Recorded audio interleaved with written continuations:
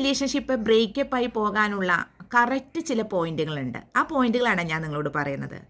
അതിൽ ഒന്നാമത്തേതെന്ന് പറയുന്നത്, നമ്മൾക്ക് എന്തെങ്കിലും ദേഷ്യം വന്നു കഴിഞ്ഞാൽ അത് നമ്മുടെ പാർട്ട്ണറോട് നമ്മൾ പ്രകടിപ്പിക്കുകയോ തീർക്കുകയോ ചെയ്യുകയാണെങ്കിൽ അവർ വല്ലാതെ അകന്നു പോകുമെന്നുള്ളതാണ്. കാരണം അവർ അല്പം ശാന്തത ആഗ്രഹിച്ച് സ്നേഹം ആഗ്രഹിച്ചായിരിക്കും നമ്മുടെ അടുത്ത് വരുന്നത്. ഈ സമയത്ത് നമ്മുടെ ദേഷ്യം മുഴുവൻ അവരുടെ അടുത്ത് തീർക്കുകയാണെങ്കിൽ തീർച്ചയായിട്ടും അവർ അകന്നു പോകും.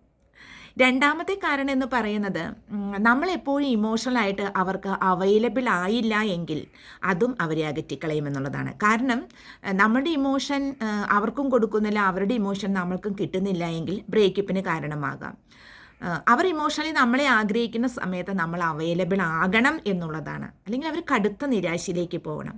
അപ്പോൾ ഇമോഷണലി അവൈലബിൾ ആകാത്ത ചില റിലേഷൻഷിപ്പുകളും ബ്രേക്കപ്പിലേക്ക് പോകുക എന്നുള്ളതാണ്.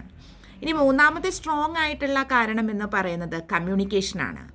കമ്മ്യൂണിക്കേഷൻ ഒട്ടും ഇല്ലാത്ത റിലേഷൻഷിപ്പ് നിലനിൽക്കുകയില്ല എന്നുള്ളതാണ്. നമ്മളിപ്പോൾ എന്തെങ്കിലും ചോദിച്ചു കഴിഞ്ഞാൽ യെസ് അല്ലെങ്കിൽ നോ എന്ന വാക്കിനാൽ മറുപടി പറയുക, മെസ്സേജുകൾ തരാതിരിക്കുക, 3-4 ദിവസം കൂടുമ്പോൾ മെസ്സേജുകൾ തരിക. അതുപോലെ തന്നെ അവരെപ്പോഴും വേറെ ഏതെങ്കിലും കാര്യങ്ങൾ എൻഗേജഡ് ആയിക്കൊണ്ടിരിക്കുക. നമ്മൾക്ക് എന്തെങ്കിലും ഹെൽപ്പ് വേണമെങ്കിൽ അത് ആവശ്യപ്പെടുകയാണെങ്കിൽ മാത്രം ചെയ്തു തരിക. അതുപോലെ തന്നെ നമ്മൾ എന്തെങ്കിലും പറയണ കാര്യങ്ങൾ അവർ സഹിച്ചിരുന്ന് കേൾക്കുക. ഇതൊക്കെ കമ്മ്യൂണിക്കേഷനെ ബാധിക്കുന്ന ഒരു വിഷയം തന്നെയാണ്. അപ്പോൾ കമ്മ്യൂണിക്കേഷൻ പ്രോപ്പറായിട്ടില്ലെങ്കിലും ബ്രേക്കപ്പ് ആകാം എന്നുള്ളതാണ്.